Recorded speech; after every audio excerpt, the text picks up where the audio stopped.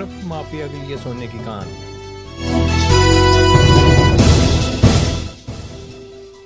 आमिर अजीज corrupt mafia का सरगना बन गया। फैजुल्लाह का मौका MNA भी बहती गंगा में हाथ धोते रहे।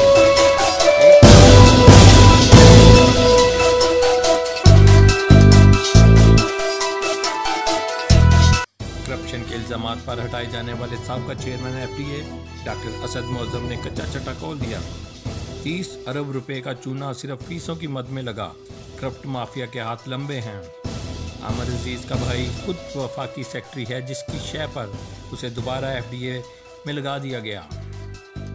साबका chairman FDA doctor Asad Moazzam ने एक प्रेस कॉन्फ्रेंस में होशरुबा इंकशाफात किए। उन्होंने अपनी प्रेस कॉन्फ्रेंस में क्या कहा, आइए सुनते हैं।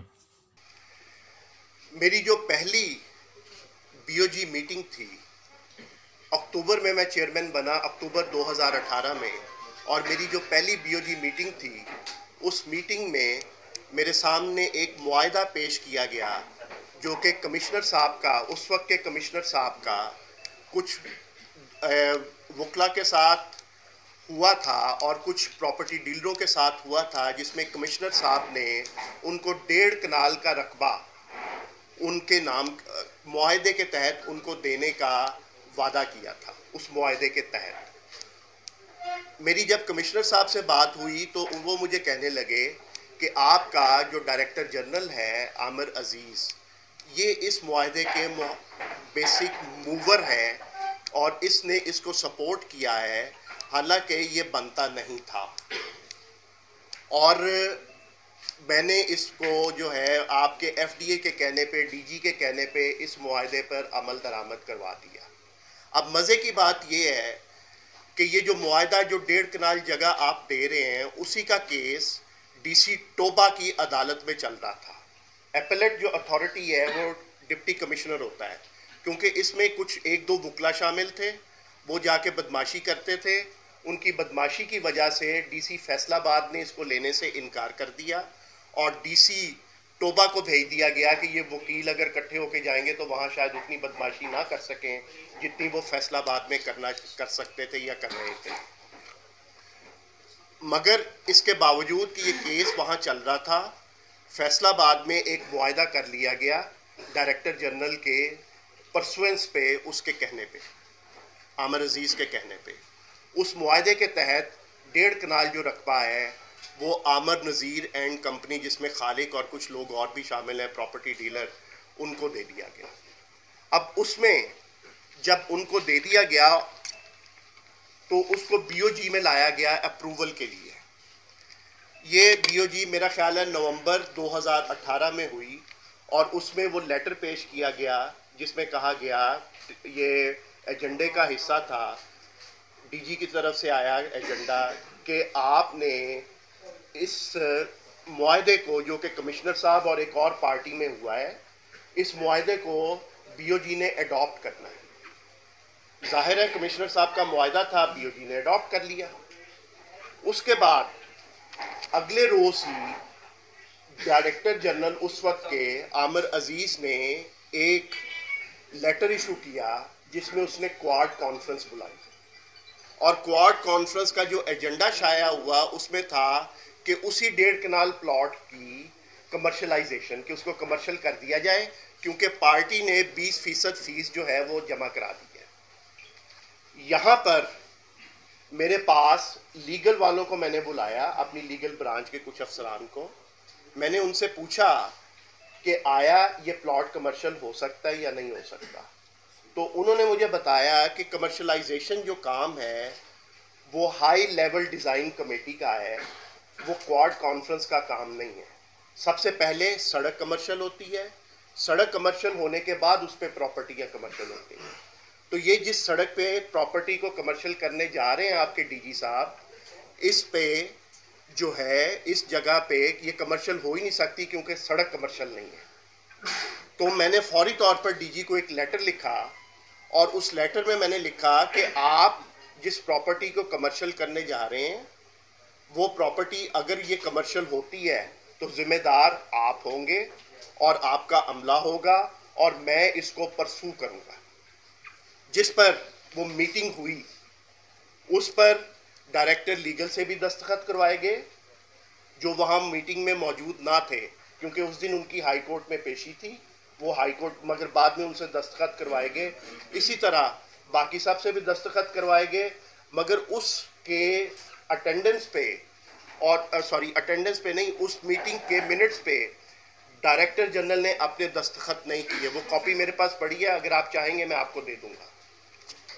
तो उसने दस्तखत नहीं किए क्योंकि ये गैर कानूनी काम था जिसको मैंने रोका, गैर कानूनी काम था जिसको मैंने रोका।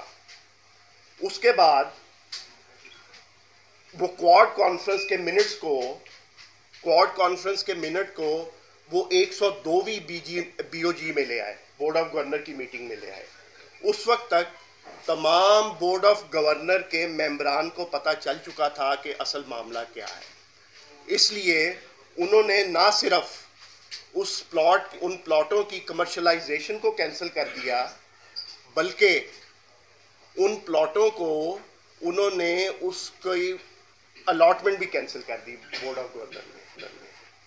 जब अलॉटमेंट कैंसिल कर दी गई और आमिर नज़ीर उन वकला को ये बात उनके इल्म में आई, या उन एक दो वकीलों के वो बात, प्रॉपर्टी डीलरों के बात ये इल्म में आई, तो उन्होंने शहर में मेरी करप्शन के और मेरे मुतालिक उन्होंने बैनर आवेज़ा करने शुरू कर दिए। उन्होंने शहर में बैनर आवेज़ा करने शुरू कर दिए। और अब इसमें मज़े की बात क्या है जो मैं आप दोस्तों के साथ शेयर करना चाहता हूँ कि आप देखें कि ये लेटर है जो FDA इशू करता है, ये लेटर है जो FDA इशू करता है, तारीख है 3/4/2019, और इसको लेटर में ये FDA की मेन बुलेवार्ड है जो 200 फुट 250 फुट चौड़ी रोड है, उस पर ये नक्शा तब्दील कर दिया जाता है। और ये एक कनाल के प्लॉट हैं, ये एक कनाल की कटिंग के प्लॉट हैं, उनके आगे 5-5, वो जो 1.5 कनाल उनको दे रहे हैं वो एक प्लॉट नहीं दे रही है। इस नक्शे के मुताबिक उनको 5-5 फुट करके, या प्याजी रंग में देखेंगे, सुर्ख रंग में, कि ये तमाम फ्रंट सड़क के साथ उनको दे दिया गया। इस पे एक प्रोग्राम भी किया एक TV चैनल ने, और मैंने वो जगह जाके दिखाई भी कि ये देखें कि असल जो मालकान है उनको पीछे फेंक दिया गया, और ये आमिर नज़ीर एंड कंपनी को सारा फ्रंट दे दिया गया। 6.5-7 कनाल अराजी का फ्रंट सिर्फ एक बंदे को दे दिया जाता है। 1.5 कनाल उसको 30 मरले जगह देनी थी इन्होंने। वो 30 मरले कैसे देते हैं कि हर प्लॉट के आगे 5-5 मरले जगह दे देते हैं। आप दोस्त प्लॉटों के मालिक हैं, आप दोस्त प्रॉपर्टी को समझते हैं, आप मुझे बताइए कि ये कहीं का इंसाफ है कि आप असल मालिक को पीछे फेंक दें और अपने मंजूर नज़र को आप आगे करते हैं। इसके बाद आप इसमें आगे चल के देखें कि ये एक पार्क व्यू हाउसिंग सोसाइटी है जो FDA सिटी के अंदर मौजूद है। इसमें एक यावर हुसैन के दौर में इसी ग्रुप को, इसका मालिक कौन है, वही आमिर नज़ीर और अब्दुल खालिक, उसका मालिक ये दोनों अशखास हैं जिनको पहले वो फेवर दी गई, ये फेवर भी इन्हीं को दी गई। और इस कॉलोनी में किया क्या गया कि हम इनको FDA सिटी के अंदर से रास्ता दिया जाता है, और ये अपनी DC डिक्लेयर्ड वैल्यू पे, जो डिप्टी कमिश्नर की वैल्यू होती है डिक्लेयर्ड, उस पे ये 4% FDA को देंगे गुजरगाह के तौर पे। मगर बाद में इस कानून को बदल कर इसको 1% कर दिया गया, यानी कि उनको रास्ता और सारा कुछ मुफ्त दे दिया गया। उसकी वाज़े तौर पे ये वजह है, और पहुंचाने वाला भी एक ही शख्स है, और उस शख्स का नाम है आमिर अजीज़, साबका DG। और फ़ायदा किसको मिल रहा है, आमिर नज़ीर को, खालिक को और उनके ग्रुप को। तो ये एक करप्शन का इंतहाई बड़ा केस है जिसमें अरबों रुपए का फ़ायदा एक ग्रुप को पहुंचाया गया। और ये जो बार बार बैनर लग रहे हैं करप्शन के, और दूसरे और तीसरे, और जिसमें मेरी तस्वीरों को कांटे लगाए जाते हैं, जिसमें चीज़ें की जाती हैं, आप समझ सकते हैं कि जब अरबों रुपए का फ़ायदा हो रहा हो तो लाखों करोड़ों खर्च कर देना कोई बात नहीं है। यहाँ पे मैं साबका डायरेक्टर जनरल जो है वो मुख्तलिफ फ्रंट मैनों के तौर पे के लिए पीछे छुप के काम करता है। ये मैं सबूत आपके सामने पेश कर रहा हूँ कि ये एक शख्स है अशरफ शरीफ, जो कि जिसको के बोर्ड ऑफ गवर्नर का मेंबर भी आमिर अजीज़ ने बनाया। वो एक पावर ऑफ अटॉर्नी देता है एक प्लॉट में मदीना टाउन की किसी शख्स को एक प्लॉट सेल करता है। ये सेल एग्रीमेंट है। और पेमेंट कौन रिसीव करता है? आमिर अजीज, उस वक्त का डीजी। ये 20,50,000 रुपए की जो पेमेंट है, आप देखें कि अपने लेटर पैड पे वो वसूल कर रहा है। इसी तरह वहां पे एफडीए सिटी में उसका फ्रंटमैन कौन है? वहां पे उसका फ्रंटमैन है आमिर नजीर और खालिक। हर फायदा उनको दिया जा रहा है। और प्रॉपर्टी का कारोबार किसके साथ हो रहा है? जावेद शरीफ के साथ। कि प्रॉपर्टी उसकी सेल और परचेज जावेद शरीफ करता है और पेमेंट वसूल आमिर अजीज खुद करता है। इसमें आप देखें कि वजीर आला पंजाब ने कैसी मेहरबानी की है हम पे कि उन्होंने डॉक्टर असद मुअज़्ज़म को फारिग कर दिया। और जो असल ये सबूत जो मैंने आपको पेश किए हैं, जो कल्प्रिट है, जो असल माफिया का गैंग का सरबराह साहब का डायरेक्टर जनरल है, उसको दोबारा एफडीए में लगा दिया गया। वजह सिर्फ एक है कि इसका भाई वफाकी सेक्रेटरी है। वफाक की तरफ से प्रेशर आता है, वहां से सफा। और मुझे ये बात कही गई कि आप इसके साथ बैठ के सुलह कर लें, क्योंकि इसकी बहुत बड़ी सिफारिश है। मैं कलमा पढ़ के कहता हूं कि ला इलाहा इल्लल्लाह मुहम्मदुर रसूलुल्लाह। मुझे ये बात कही गई और मुझे पंजाब हुकूमत के एक इंतहाई बड़े ओहदेदार ने कही कि आप इसके साथ सुलह कर लें। इससे आगे चलूंगा। अब मैं आता हूं जी उस करप्शन के जो कि कॉलोनीज में हो रही है। कॉलोनीज की जो करप्शन है उसमें मैं इंडिविजुअली किसी कॉलोनी की बात नहीं करूंगा। अभी मैं जो बात करूंगा, मैं बात करूंगा इज्तिमाई करप्शन की, जिसके सबूत जो हैं वो मौजूद है। यहाँ मैं आपके सामने एफआईए की एक एफआईआर रखता हूँ। इस एफआईआर में ये एफआईआर नंबर है जी 60/19। एफआईआर नंबर 60/19 जो एफआईए ने दर्ज की एफआईआर नंबर 60/19।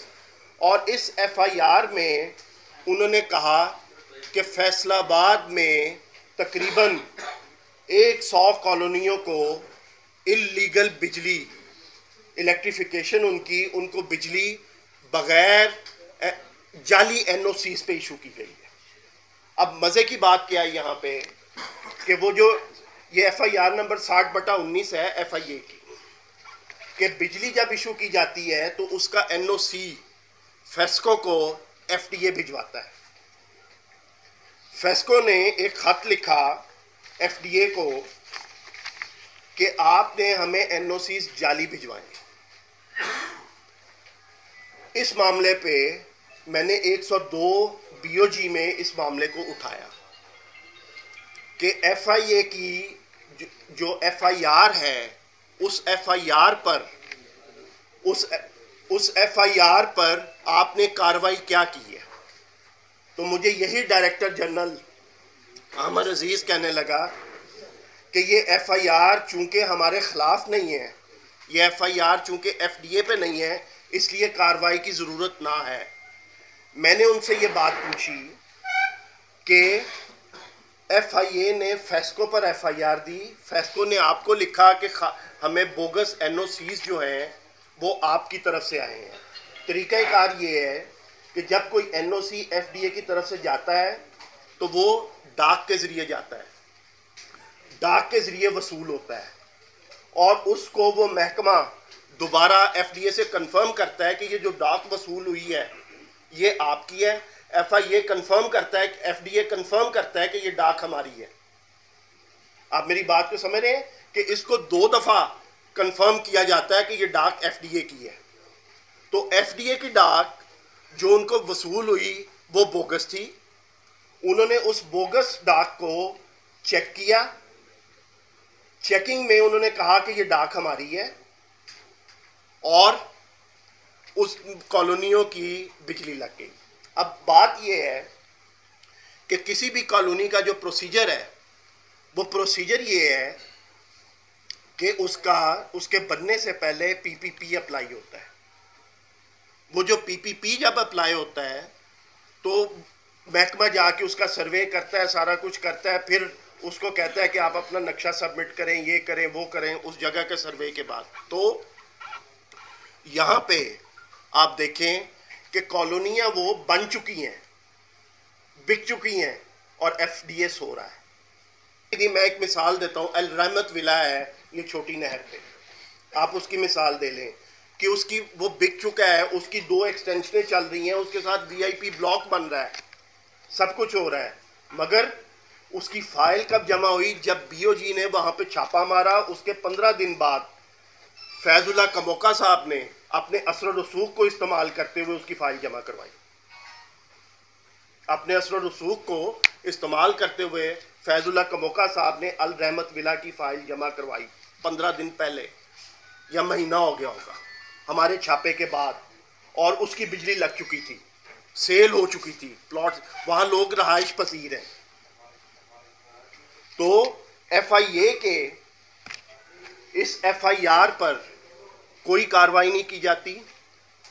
उसके बाद एफआईए का डिप्टी डायरेक्टर मियां साबर नामी शख्स है कोई, उसको इसकी इंक्वायरी मार्क होती है। वो इंक्वायरी के लिए एफडीए के दफ्तर आता है, रिकॉर्ड सील करता है, और उसके बाद मज़े की बात जो मैं आपको दिखाना चाहता हूँ, एफआईए एक लेटर लिखती है, जिस लेटर में वो लिखती है सरेंडरिंग ऑफ सर्विसेज, के हम इसकी सर्विस को निकाल रहे हैं, इस बंदे को साबर हुसैन असिस्टेंट डायरेक्टर, इसको निकाल रहे हैं। क्यों? वजह लिखते हैं फॉर करप्शन। वो शख्स जो एफडीए की और फेस्को की इंक्वायरी के लिए आता है, उसको एफआईए फारिग कर देती है, और उसकी जगह पर वो लिखते हैं कि mister Rab Nawaz assistant director Faisalabad international airport is hereby nominated as active deputy director FIA, कि उसको करप्शन पे निकाल दिया। इनकी क्या डील हुई? डील के बगैर तो करप्शन नहीं होती ना जी। जाहिर है इन्होंने उसको पैसे दिए, वो पैसे आमिर अजीज ने इकट्ठे करके उन कॉलोनियों के मालकान से दिए। उन कॉलोनियों के मालकान से आमिर अजीज ने पैसे इकट्ठे करके दिए। ये लेटर एफआईए। अगली बात, ये जंग अखबार है 4 रोज पहले का, उसमें वो लिखता है कि एफआईए फैसलाबाद के असिस्टेंट डायरेक्टर को बुरी शोहरत, करप्शन, खिदमात हेडक्वार्टर को सौंप दी गई। मज़कूरा अफसर के खिलाफ इंक्वायरी शुरू कर दी गई। एडिशनल डायरेक्टर जो है ये साबर हुसैन, ये एफडीए और उस पे वो 100 हाउसिंग कॉलोनियों पे कर रहा था, जिस वजह से उसको पैसे लेने की वजह से फारिग कर दिया।